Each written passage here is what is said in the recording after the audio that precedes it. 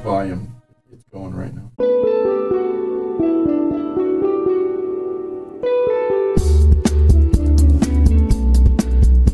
This is Mainstream Metaphysics with your host, Nick Newmont.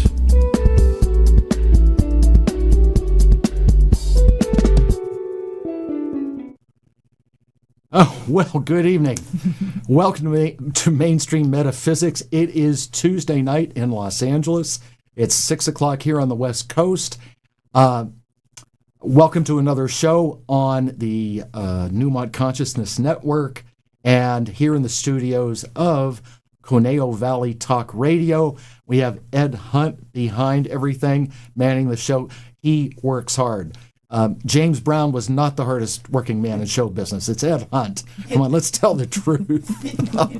And with me, my co-host tonight, returning to the show, Lisa Allen. Thank you. I'm so happy to be here. Good to have you back. Yeah. You know, I'm so thrilled that you're back because we tried via remote to have Lisa on the show a few weeks ago, Yes. and for whatever reason, it just wasn't cooperating. So thank you for being patient and circling back. Oh, and being absolutely. On the show. I want to be in person actually more than just on the remote anyway. Right.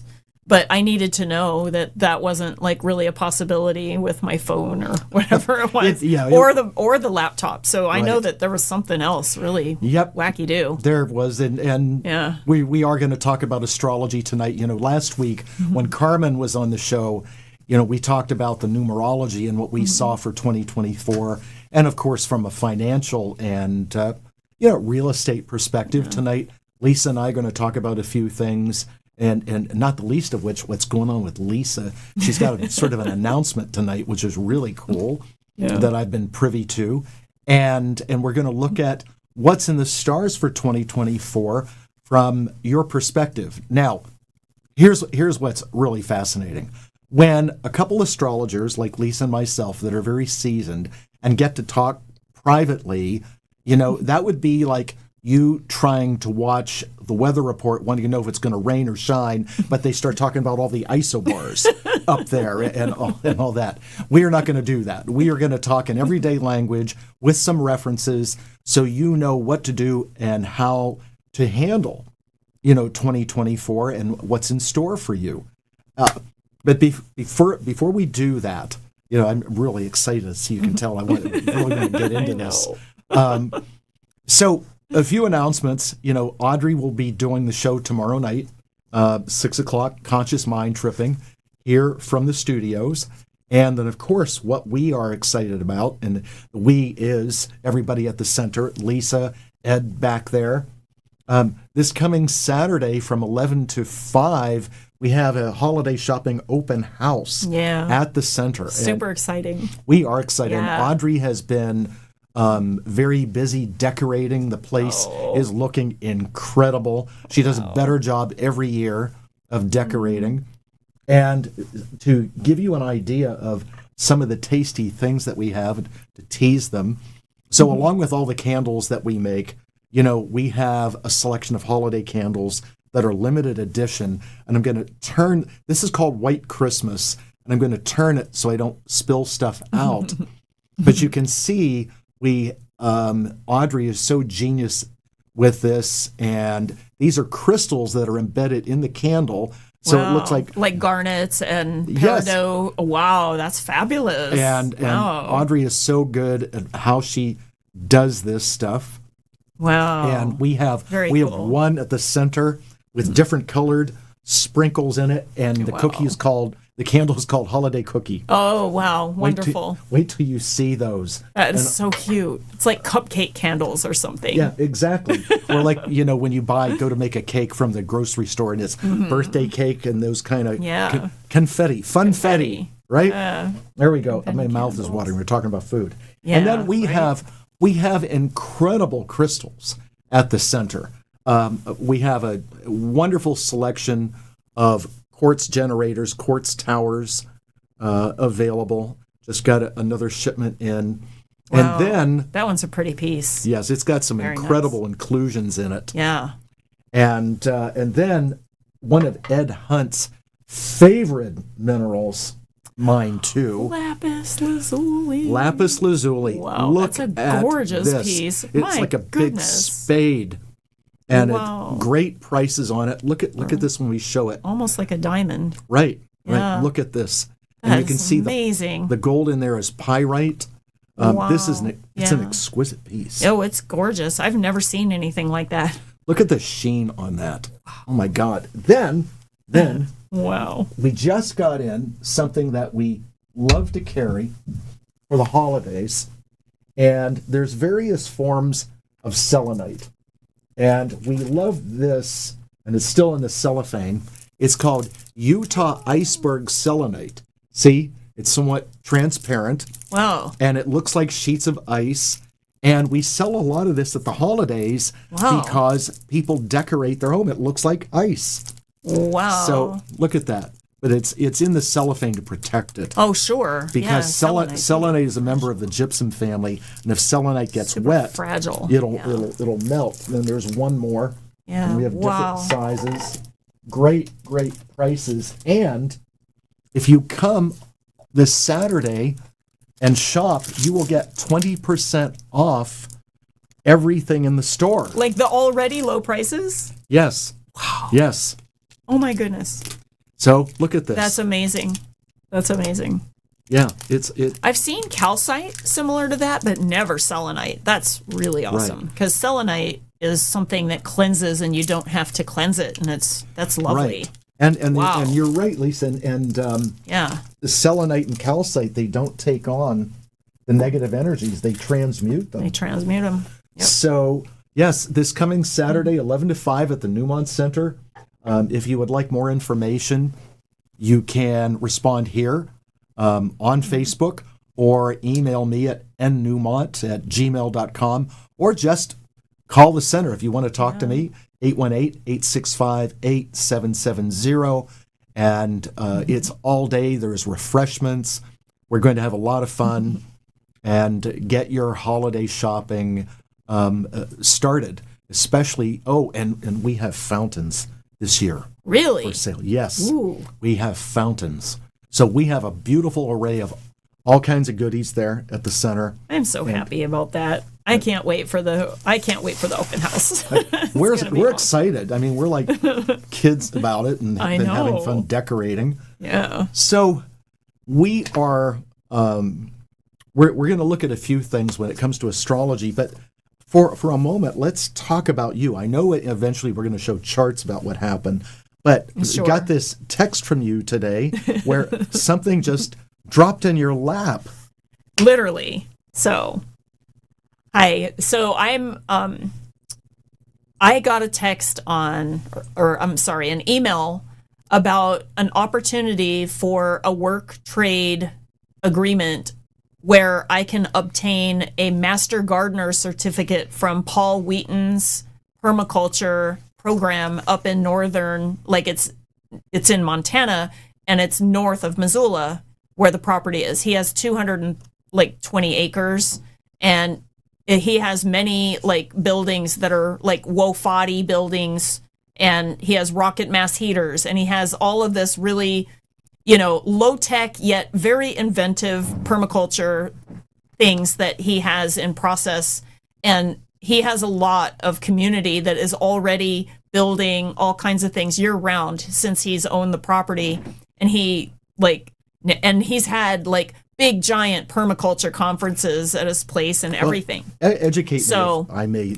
It's totally fine. So what is permaculture? Permaculture, well, at least the way that I view permaculture, it has to do with organic, it has to do with sustainable, and oftentimes it could even renew itself so that you are not having to work all the time on the garden. So in other words, it's kind of like creating a food forest. Now, is it all outside or is it enclosed? So some of it's outside, some of it's enclosed. And if you guys are ever interested in some of the inspiration that came about for Paul Wheaton in order to do this, there is an amazing guy named Sepp Holzer, Seppholzer. Look him up on YouTube. He is not just a gardener. he is a shaman. He's a druid. There's something going on with him. He's very magical. He ended up growing without chemicals, without greenhouses or anything, an orange tree on the side of a hill, like in a place really cold, kind of similar to Montana. And nobody thought that he could do it. And then when people have asked him how he did it, he says, "Oh, I just talked to the tree and told it, hey, deal with it." He's amazing. How long are you going to be there?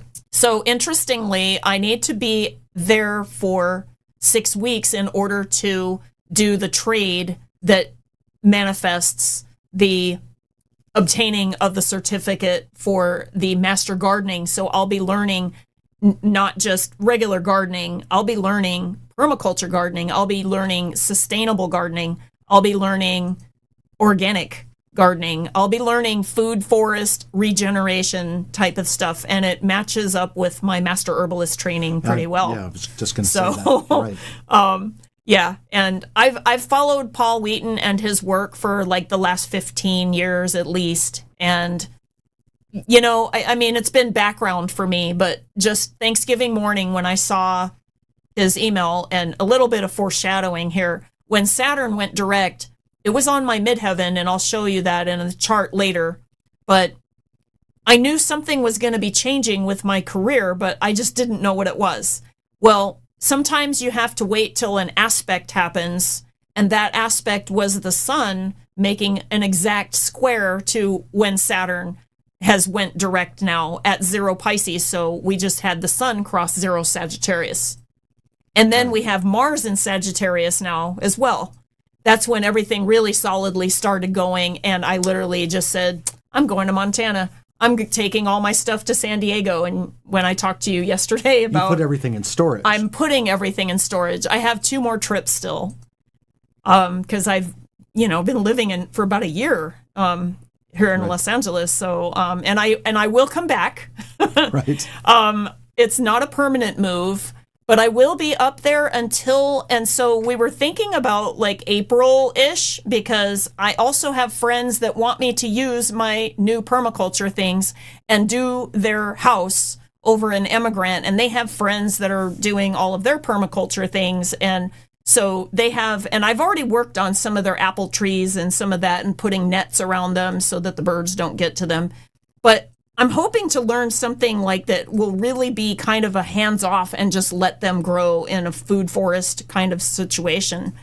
And so they want me to like be able to do some of this stuff so that by the time that the growing season happens, they'll have all of their stuff happening.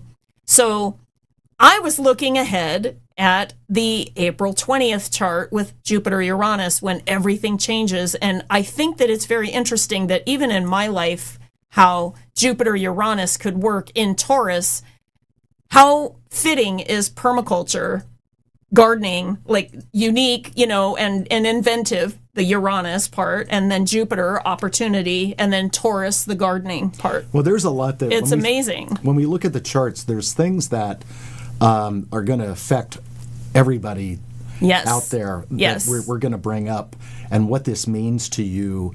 And the question I have for you is, are you really ready for winter? Yeah. So you guys don't know about this about me. I'll share. So 2 years ago, I had a similar offer for a permaculture idea. It was not done by people with as much experience as Paul. So Paul has he's an engineer, and he's just, he it's like this, everything is like in line. The other people that were handling it, they were not like as regimented and getting things done. So there was a lot of fallout, if you will. It just didn't work. But when I got there, I was staying in a garage, and it did not have a rocket mass heater in it. So talk about cold. I was sleeping outside in -18 with lots of things on. And so, and I was born in Montana, so maybe that helps. I don't know, but my blood is pretty thin being in California. You're but I lived there for 10 years during, from 2003 until 2000. 14 pretty much. I lived in Montana So you know full what time. it's like. So yeah, I know what it's like. Well, good luck on your Got my venture. Chuka boots, got them packed, But, yeah, you're going to need that and more. I will need more. So we want to present some things for the viewing audience and give you sort of a sneak peek at what we are looking at. Now, when you look at astrology charts, there's so much to look at, and we're going to focus on the fine points because you can go on and on forever when you do this. And I think what we want to do is first bring up the chart of the USA that I ran it for today, but we know how to look at the chart and see where they're going to go. Yeah. Now, when you look at this chart, and this is something that Lisa and I were talking about, before the show started, and when you look at the middle wheel down toward the bottom, those of you that know how to read glyphs to some degree, you can see in red there is the moon at 14 degrees of Pisces and the sun at 19 degrees of Pisces. That is the progressed moon and the progressed sun. Now, what you need to know is that the progressed moon moves 1 degree per month, which means in 5 months, the moon is aligning with the sun, which happens every 30 years. So in other words, in real life, this is a big deal. If this was your personal chart, this is something that we would talk about and how it affects you. Now, this is in the chart of the United States of America. We're going into a whole new lunar cycle. Now, the cycle that before new moon, okay, and every cycle lasts 3 3/4 years, roughly, we're in the balsamic phase. And this is the best way I can say this. The more the moon moves closer to the sun, which is new moon, the darker it gets, balsamic moon. And to say for the past 3 years that we have been in the dark, okay, Yeah. is one of the Very. best ways to articulate the balsamic moon with Pisces coming up on the sun, and on top of it, Pisces is the last sign of the zodiac. Absolutely. Which means we are really finishing Definitely. some old business here. Now, the third house is how we think. It's short distance travel. It is neighbors. It's people. It's communication. And to have the moon cross the sun, and we've already talked about, you already mentioned April, okay? Yes. So this is going to happen around April, okay? Right? Because we're in November now, and you go December, January, February, March, April. Right. All right? Right. I haven't pinpointed the day, Yeah. but that's close It's enough. close enough, and we already have the Jupiter-Uranus So happening on the 20th. So Right. And what's going to happen is the people are going to come out of the dark. Remember in The Wizard of Oz when she waved the Yes. wand and everyone came out of the spell of the poppies? yes, Which that has interesting references too. absolutely So Pisces. there is, right? There is an awakening that's coming with this. And this is huge. So in other words, if you out there have been feeling like you've been kept in the dark, and a lot of people do feel like that, so as this happens, still in Pisces in 5 months, and then of course 11 months after that the moon goes into Aries, but that's too much to talk about yet. Yeah. But to have this alignment in the house of people, said people are going to come out of the dark. Now, what's supposed to happen, and we do talk about spiritual growth. Pisces is ruled by Neptune. So when we look at this coming out of this period, well, Neptunian things, addictions, Yeah. psychology, things of that nature. We're coming out of this deep sleep. Yeah. By the way, Pisces rules hypnosis. Absolutely. And also in the tarot, the moon card is resonant of Pisces as well, and the hanged man with Neptune. So there is resonance of like this stillness, this sleep, this confusion that is happening. Right. And I believe that along with the Jupiter, Uranus, and I use Jupiter as the ruler of Pisces because I'm a classical astrologer, or at least I do the rulers that way. I think that, like with Uranus, I think that April has a potential to be a huge awakening time. It sure does. And, and when you look at in the chart of the United States, what will happen in April, Jupiter and Uranus will align in the 6th house, which means there's some kind of repair when it comes to the day-to-day of work and duties and things like that.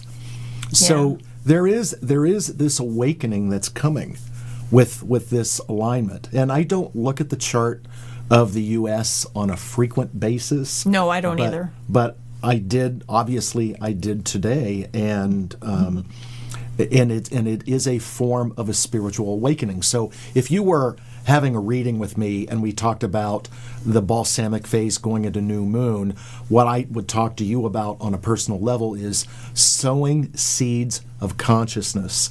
That in that period of your life, you may be third eye blind, you may be feeling like you're in the dark, but the more you work on your spiritual self, when the moon is approaching the sun, you'll come out on the other end, and whatever those seeds you planted then start to sprout in the 3 3/4 years that the moon is in new moon phase.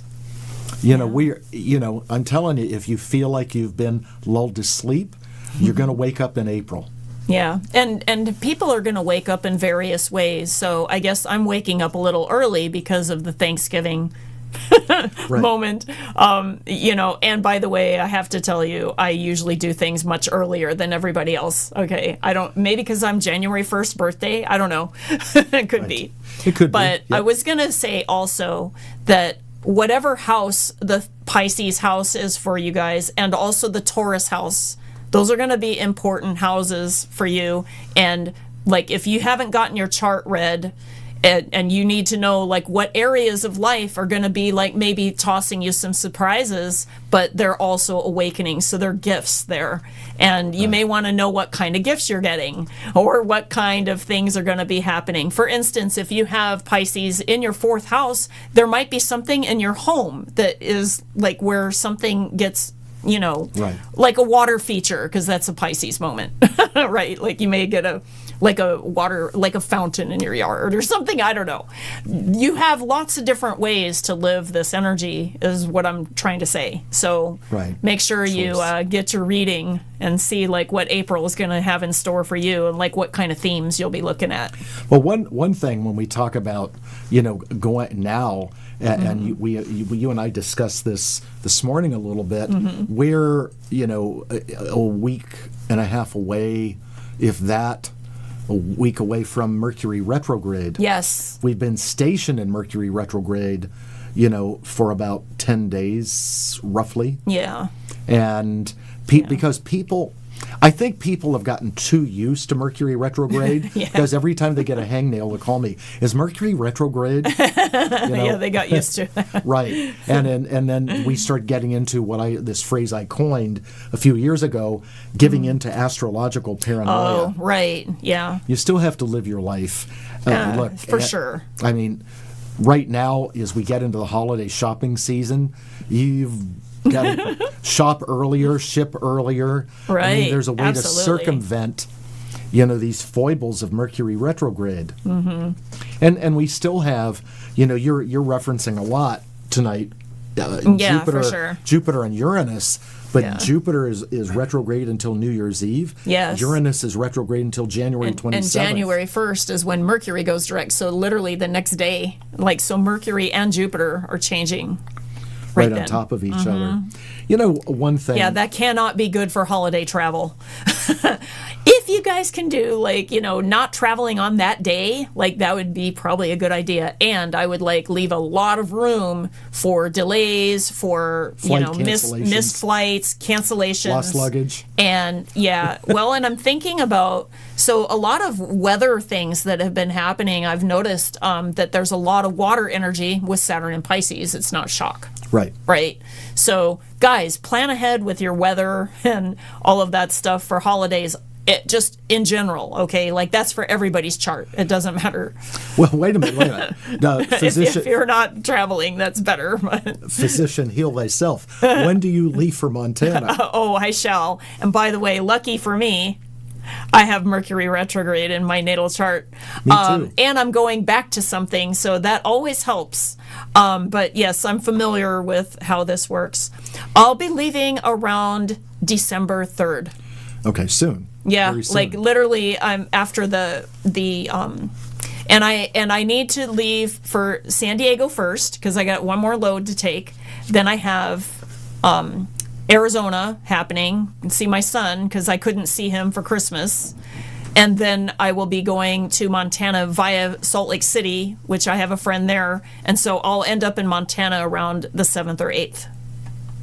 Wow, you got a lot. Yeah, I have a lot of planning going on. Jeez.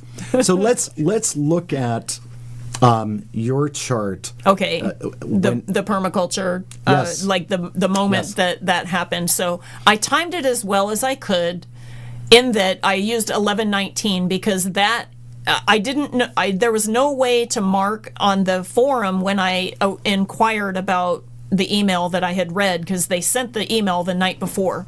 Well, I didn't have the information yet, so I wanted to get it be where like this was moving forward. So I have a time of 11:19 when they responded to me in email when I inquired about it. So that's the chart that we're looking at, and you'll see that the sun. Okay, at the top of the chart where the M with the little tail on it, the Scorpio, there's Mars in Scorpio and it's just about to leave and go into Sagittarius. But the sun is already in Sagittarius at 1 degree Sagittarius. It is exactly square Saturn. And so when that whole square happened, so Saturn, when it went direct on my midheaven, and that's a different chart, but when it went direct on my midheaven, it was definitely like I was going, so what, is happening? I had to wait for the sun to get to this place in order to get the answer. And the answer came very quickly. Once it started happening, it just flew in. So you'll notice that not only there's a square, but you'll see the trine with Neptune to the sun and all of that kind of stuff. You'll also see the trine of the North Node and Chiron and the moon in Aries, which Aries is very fast energy, and it's making the trine to the sun and Mars. So everything just went like a bolt. So this. When we have astrological aspects, okay, and we read these things technically, the everyday person, how they view it is interesting is, well, are they at the effect of the planets, or do you use the planets ahead of time to plan? And it's somewhere in between, I find, because I don't think that, like in our conscious body, that we sometimes know what our higher parts of ourselves want. And thus my surprise. But then I think spirit delights in surprise. So it's kind of both, but I feel that just being open is really like the key there. And since I was open, the whole opportunity came in. If I was just, like locked down and frustrated, I may keep being frustrated because that sun is going to square Saturn, whether I use it or not. And it's going, it could have caused me a lot of anguish, a lot of confusion, a lot of misdirection, a lot of hitting my head against a wall, which that's what I feel like I've been doing. But I've also had a 9-year, which, numerology. So I knew that like there's a lot of cycles that are ending, but I know that like things are starting to begin as well, so that it can like go into when we are retrograde free and go into January, February, when all of those retrogrades are over. When people have had enough readings, the general public has a tendency to interpret certain angles that we talk about as not so good. And so when we're talking about squares, which are 90-degree angles, yes, there is a blockage there. And yes, you may go through a period where you are blocked, all right? But without squares, we wouldn't feel the challenge to overcome something so that we can attain whatever that is. And so when you look at a square like this, which is 90 degrees, and Lisa said the term trine, well, a trine is a 120 degree angle, and eventually a planet moves away and a 90 degree angle evolves into a 120 degree angle. So if you work on whatever the challenge is while your whatever planet is squared and don't run away from it, the other whatever's squaring it is going to move into the trine later, and you get the benefit of the hard work that occurred in the square. So it's not just the individual planets, it's also playing the angles. It's like shooting pool. You got to play the angles. Yes. And I have plenty of squares in my natal chart, so I guess I have a lot of experience with that. And what I will say is that people with lots of squares in their chart, they definitely have to move and change and do things. They can't just have a stagnant life, but they also have so many opportunities for growth. Right. And so I believe that was kind of built in for me. And so if any of you that might be, oh no, I have too many squares, it's actually good for you. I just want to tell you, if you have too many trines, you become kind of lazy and boring and whatever, you know. Well, and I'll tell you something, truer words never said, because years ago I had this client and her husband had double trines that formed like this and then like this, and was a Star of David. Oh, wow. And it was on paper, a blessed chart, but because Lisa is right, if you have too many trines, it can make you lazy. And this guy's job, and this goes back to like 1997, 98. Okay, so a long time. Right. He was a desk clerk at one of the rental car companies, making about $35,000 a year. And that was his aspirations. And that was his life. Yes. Never went anywhere, never did anything other than that. Just didn't have any experiences. He just didn't want, he wasn't motivated to go beyond that. So if you do have too many trines, it will make you lazy and complacent. And trines, this is the way I word it, you know, because in a square you do the work. But because people need analogies. They don't always understand the technicality. Trines are like all the work is done, and there's all the fruit and vegetables and the trees and the vines, but you don't go and pick them. Well, there's something else about a trine that's really tricky. You guys need to know about this too. It can actually be too much energy to the wrong things. Like, in other words, indulgence. Yes, indulgence or reliance. And I'll give you an example. I had a client where they had a grand trine in water signs. And they often, and they were working on it later after I talked to them about it, but before working with me, they were like using the victim mentality in order to get what they want. So they would like make everybody else do all the work. And it was working because it was a trine. So it just came in. And then so they thought, oh, I'm just supposed to order everybody around and they do everything for me. Well, one day when, you know, like things weren't maybe working so perfectly, you know, because maybe by transit it was square or some other challenge happened, they had to learn a new skill. And boy, like after a trines of like, wow, that was very hard. It was very hard for that person to actually work because they didn't have it built in. They didn't build those muscles when they were younger. So it took a long time for that person in order to kind of have a better result. And I think that they would have had much better results had they had some squares in their chart to make them, if you will, work out.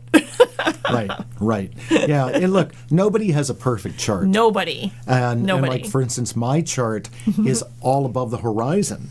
Okay. So I have no oppositions. Well, no planet one side the other.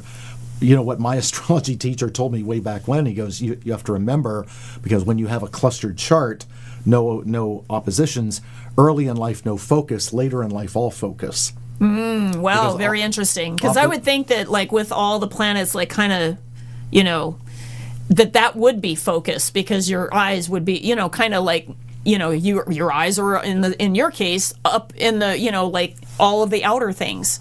In my chart, most of my planets are in the the right-hand side. So in other words, The western side of the yes, chart. meaning the western side. So things happen to me versus me initiating. Yeah. Okay, so that definitely happens. But I have 2 planets that are, and it's the moon and Jupiter, and thank God they're trine.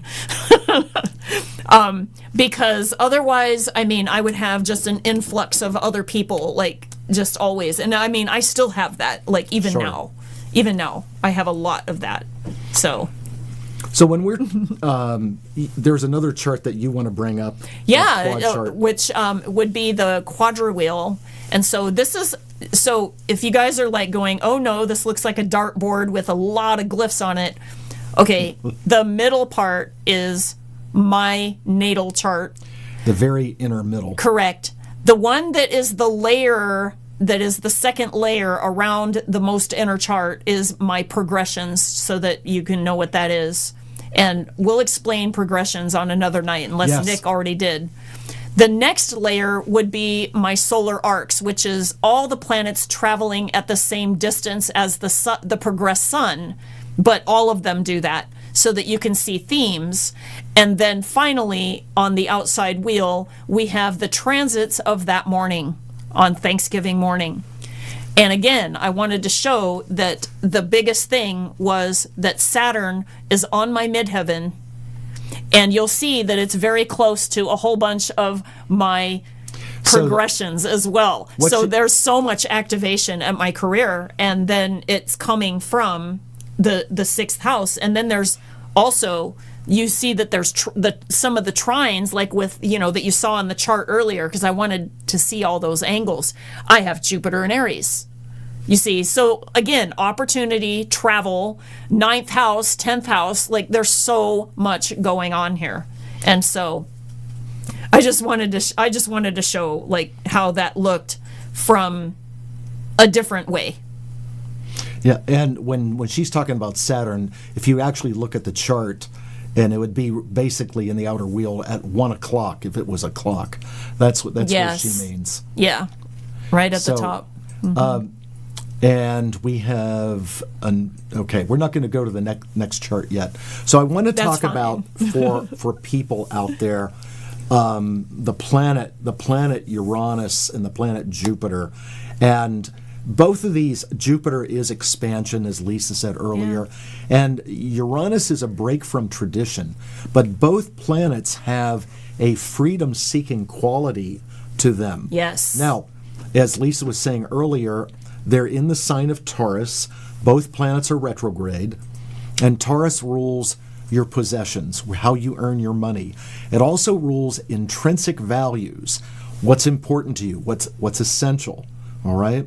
Now, this is something that astrologers have been looking at and following for quite a bit.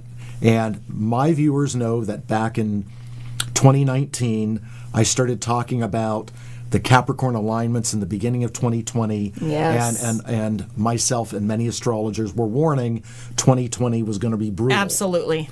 We all knew that. Now, let's talk more optimistically. Yes. Okay?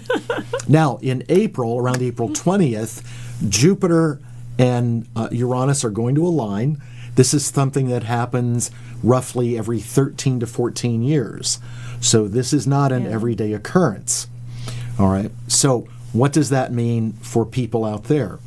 Well, it means, on one hand, and here's my opinion, and Lisa will give hers, that because it's in Taurus, and Taurus rules your money, that this is going to have some kind of shift, expansion, or financial freedom coming up. Yeah. Something is going to be changed and expanding, and because we know Uranus happens all of a sudden like an earthquake, it is something that is, we would say, would be unpredictable, that you wouldn't see that coming. Right. And when you're talking about Uranus, which is Aquarius, one thing that you can predict about it is it's unpredictable. Correct. So Yeah. this alignment is happening. And it's in a sign that, or I'm sorry, it Yeah. rules a sign by, in the modern astrology, that is squaring to the sign that it's in, meaning Taurus. Taurus, Aquarius, they're kind of at odds a little bit with viewpoints. One wants it to be the same all the time, and one does not. It's Well, and that's why since Uranus has gone into Taurus, which goes back to 2019, that we're seeing a break from tradition. In fact, to put Uranus in Taurus has a lot to do with more women coming into power in business and politics. yeah, well, This is extremely humanitarian, and because Uranus is in Taurus, will be at 20 degrees, that we have a couple more years of Uranus in the sign of Taurus. So we're going to see more reform. And because Uranus was discovered around roughly at the time of the American Revolution, this has a revolutionary kind of quality to it. So look, the reality is, and this is the kind of stuff people ask, that 2024 is a presidential election year. yes. Okay?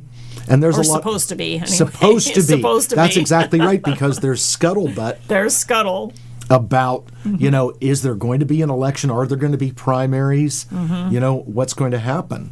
I do wonder, like, even if the Jupiter-Uranus conjunction may upset the apple cart with all of that, we might have a completely different idea come April, like what we're going to be dealing with in November.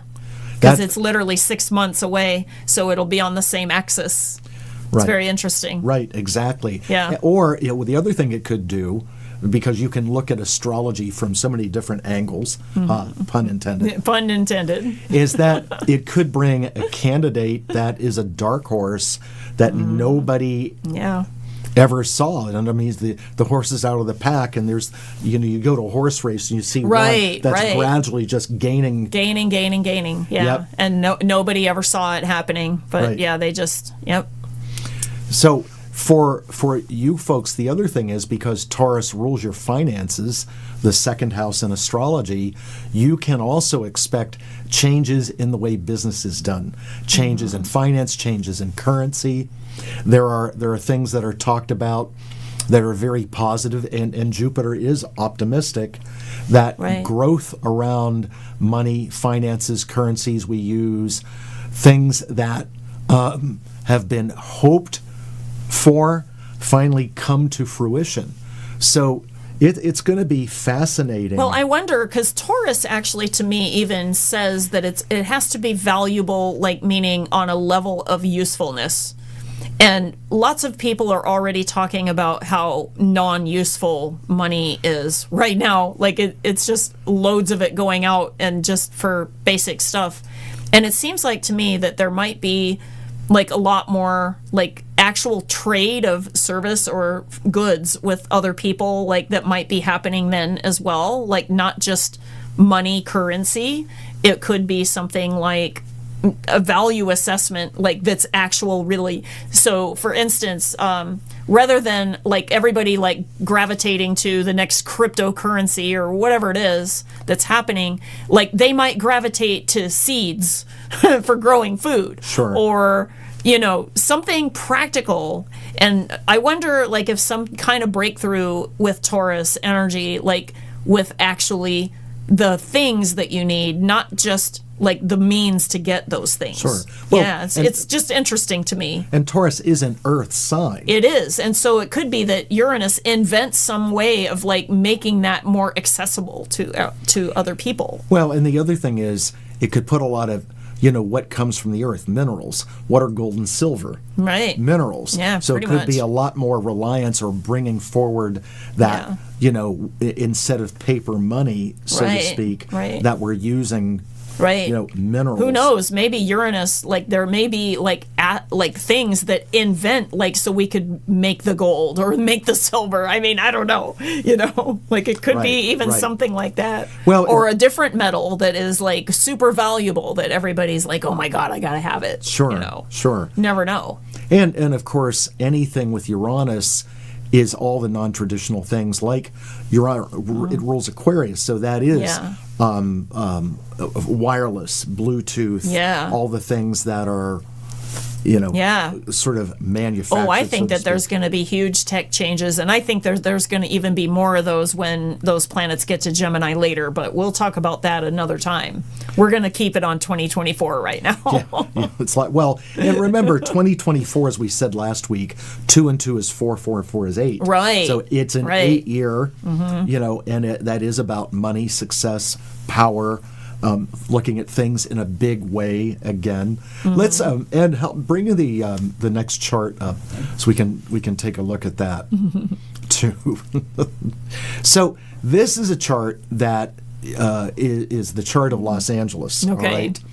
And we haven't done yours with the With the solstice. yes. Yeah. So we're gonna look at, so for those of us that live in Southern California, and this is when Los Angeles was founded, September 4, 1781, and what we see is looking at, and if you look to the right in the outer wheel, you see Jupiter and Uranus in the 7th house. Again, they are retrograde. And when they do come together in April, it'll be at the tail end of the 7th house, which means there's some kind of expansion in terms of partnerships, because 7th house is contract, partnerships, agreements, marriage. And I didn't realize that Los Angeles had a time, for the actual event of the city. That's very interesting. Yeah, so it's, Yeah. it's you and I both have different but very sophisticated astrology programs. Sure. Where there's a lot of research. Yeah, in for there. sure. Now, the thing that I like, the fact that Uranus and Jupiter are going to align in the 7th house in this chart of Los Angeles, because it's going to bring about the kind of return to visibility. Yes. Okay. Yes. That is really, really important. The part that people will notice in the outer wheel in the 5th house, if you would look at, say, 5 o'clock on a clock, Saturn is going to be in the 5th house for the next 2.5 years. Now, the 5th house is supposed to be fun. It's dating, pleasure, sexuality, it's creativity. Yeah. But it's also the entertainment industry. Right. And so when right. you put Saturn in there, it does create a get back to work Yeah. kind Yeah. of mentality. Yeah. I which mean, it- definitely some structure there. Right. Yeah. So Yeah. this is going to be good for Los Angeles, because we know that filming has been going on in a lot of other Yes. places. Well, since pandemic particularly. Right. And I'm actually privy to know about lots of places that filming is happening in Montana, because I have friends that are like, oh, my friends have Airbnbs and actor so-and-so stayed there, and there's all kinds of stuff going on up there. Right. There's lots of filming going on up there, and they continue to make things, and there's now a set in the little tiny town that I have friends in that I'm going to be doing all of this stuff with after I get the Oh, that's cool. gardener certificate. Yeah. So, but that's good. The Saturn in the 5th house is good for Los Angeles. I think so too. And also, I saw that chart had a very heavy, it looked like all the workers, okay, so like employees, the 6th house, the Right. workers. Okay, I think about the SAG agreements and some of those. They're Right. still not, it's not quite done yet. Maybe we'll have some progress when the Jupiter Saturn happens with the contracts and renegotiation with that. When Jupiter To and Uranus. empower, Yes. to empower these people here. Because, and by the way, with that all being in Aries, they're mad. Oh. They're mad. And rightfully so, because the North Node is saying enough is enough, and it looks like there's a nodal return with all of that. So I thought I saw that, and I was just going to say that. Well, there's an aspect in the chart that it's kind of hard to explain to the general public, but Pluto is just come off a square to the nodes of the moon, Oh wow! and this is going to create a level of relief. Wow, that's hardcore for Los Wow. Angeles, and that has been over the Wow. last 2 years. And you talk about restriction, Yes. and of course, Pluto is death and rebirth. Yeah. And so we're coming off of that going forward. And in Capricorn, as it goes into the 4th house this year, that's going to be a transformation of things where people live. That's going to have an effect on the homeless people. Yeah. Yeah. I mean, there's Los Angeles is going to have a very fascinating, and I don't mean that in a weird way, a very fascinating 2024. I think so too. There is a transformation that there's will something happen. very unique about Los Angeles, like that the rest of the country isn't experiencing, because LA is its own animal. Like, it really is. Yeah, it is different. Yeah, it's different, and so it's going to be interesting to watch that unfold. Now, I want to bring up the next Los Angeles chart that you did. Oh, on yeah. the solstice. This would be the year 2024. Because you have an interesting viewpoint. I on was this. taught Yes. by classical astrologers to just do the transits for whatever year that you want to do a forecast for. You would do it during the winter solstice of the year prior. So it would be, actually, I guess the summer solstice if you're in the southern hemisphere. But this would be for the winter solstice. So December 21st is when usually you run it. So you find whenever the 0 degree Capricorn sun is happening. And this is how it was done in ancient times. And then you would look at the seasons for the next, so for instance, when you do 0 Aries in March 21st, that relates to the next 3 months. And then the one in June 21st for the next 3 months, the one for September 23rd, 4th, whatever, whatever it is, for Libra, is the next 3 months. And then, but they usually look at the 0 Capricorn chart as the year in advance rather than using the January 1st, because it's more kind of artificial, with the Gregorian calendar, where this is actually based on the earth and the sun and its movements. So what I thought was really cool was that Leo was the rising in this chart. Right. Look at all of that 5th house, and that to me means going back to work with all of the stuff. Now, problematic though with the Pluto being in the 6th house, I still think that there is some top heavy examples of not really fully negotiating for the workers. I think that there's still some hidden stuff that needs to be brought to light. You see it's also squaring the moon, and hopefully maybe that'll be some enlightening coming on that. So I also noticed that the Neptune was in the 8th house, which tells me that we could get really spendy and just we got to watch our money. We could go into a place of where all of our money's gone if we're not careful and if we're not watching. I also saw that the Venus was down. It's in Scorpio. It's opposite Uranus. Okay, at that time. So I know that that's around the world, but it's very interesting that it's in the 10th, 4th house, which has to do with home work.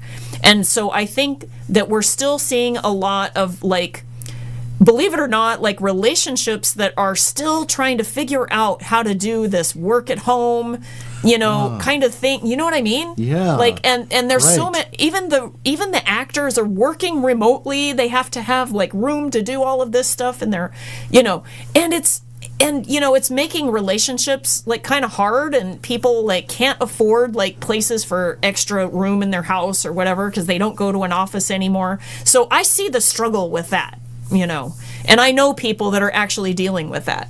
Also, people that are in the industry, where they're, say for instance, making the costumes or whatever it is, and they have to do it at home because that's everything is at the home now. That might have to shift out and become something else. And again, that might be with some of the negotiations that I talked about earlier. Sure. But that's what I saw, overall.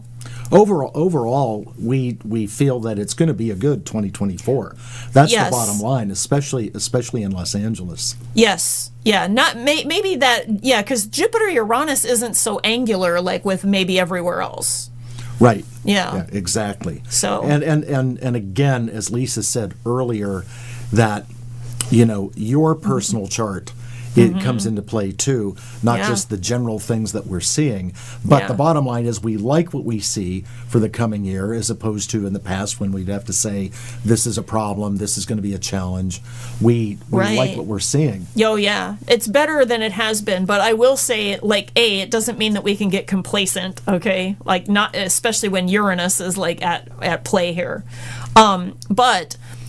Nick and I were talking about earlier how we can take these same transits and we can either, waller in them and like just, not want anything happening, or we can like be welcoming to do something else, to try something new, and especially with Uranus energy and Jupiter being the opportunity bringer, like embrace opportunity. I think that that's where we're going to find our happiness and success this year. Right, exactly. Before we close up, I have a different kind of announcement to make, and I save this for the end when a lot more people are watching at the end than the beginning. And it's not the happiest of announcements, but I just want to let everyone know out there that watches that I learned today that a good friend of mine back in Pennsylvania has a very challenging illness, and he does watch the show periodically, Joe Merrick.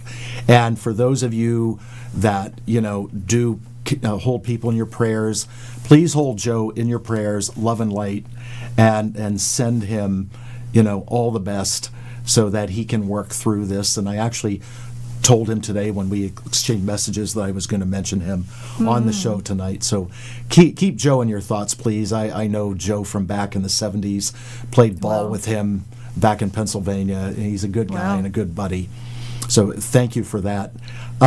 We are... we've got a few minutes left. Lisa, before we close out, for anyone, whether you're here or in Montana, that would like a session with you, how can they get a hold of you? So, I mean, there will be, like, limitations, like, basically on the weekends, okay, once I get up there, but I will have a place to do that. My website is Timing Magic, and my email address is timingmagic@gmail.com. You'll find me, and that's my Linktree tag as well. Wonderful. Yeah.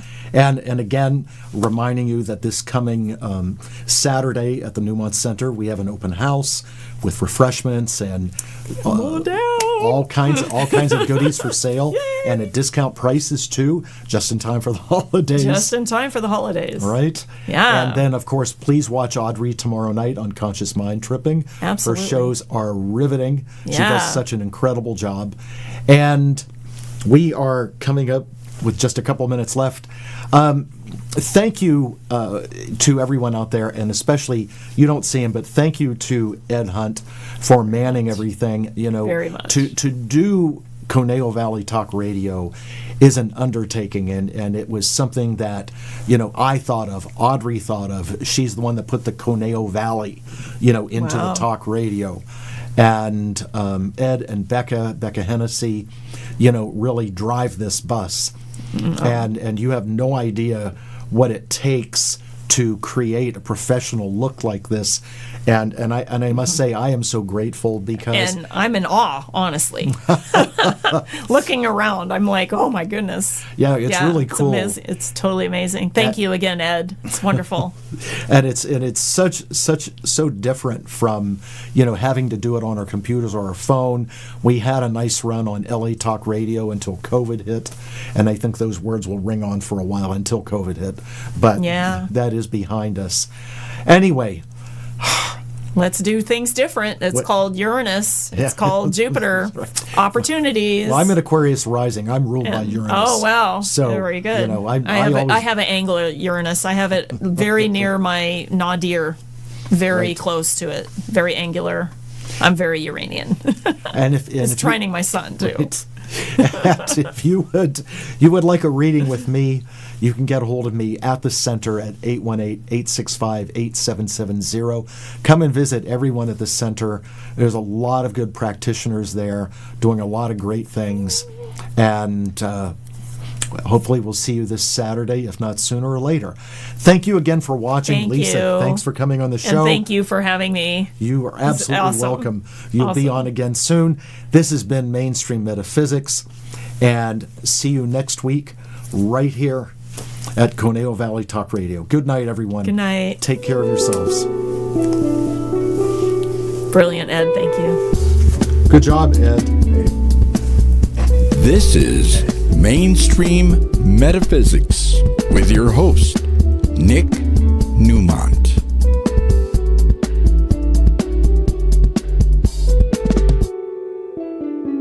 Wow. Boy, that's totally up level.